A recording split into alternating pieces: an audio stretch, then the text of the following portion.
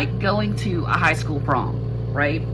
You have a bunch of raging hormone teenagers and you cram them all into the gym, right? So you have a lot of teenagers, dirty dancing, you know, all that jazz, creating friction and heat, and they're all crammed in one spot.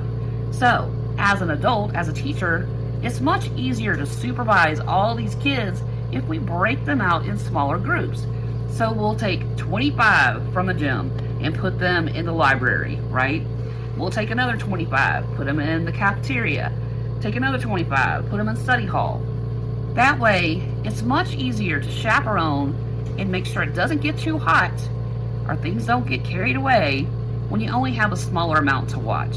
That is the same thing as a flash cure. If you put too much resin in a small space, and it can even be just in a cup.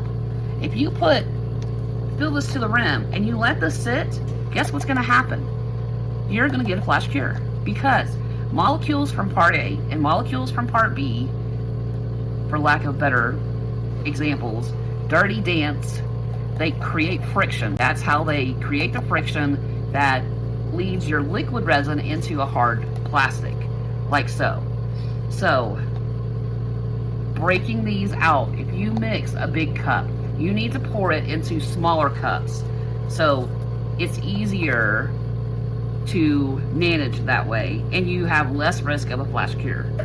So what happens with a big silicone mold like this is you need to check your brand, first of all. Each brand has a different limitation. Normally, and I'll put that in quotes, the limitation is 1 inch for regular resin. That's just a 1B1 regular resin we use all the time, right?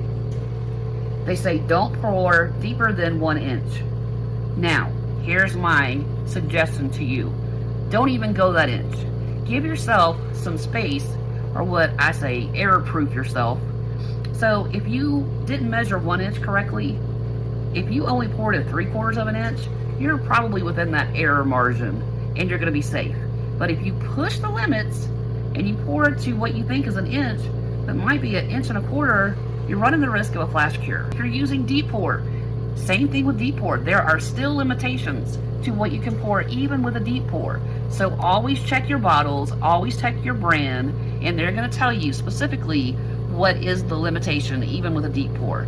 So I think 2 to 4 inches, depending on what brand and deep pour that you get, you're running into flash cure territory, right?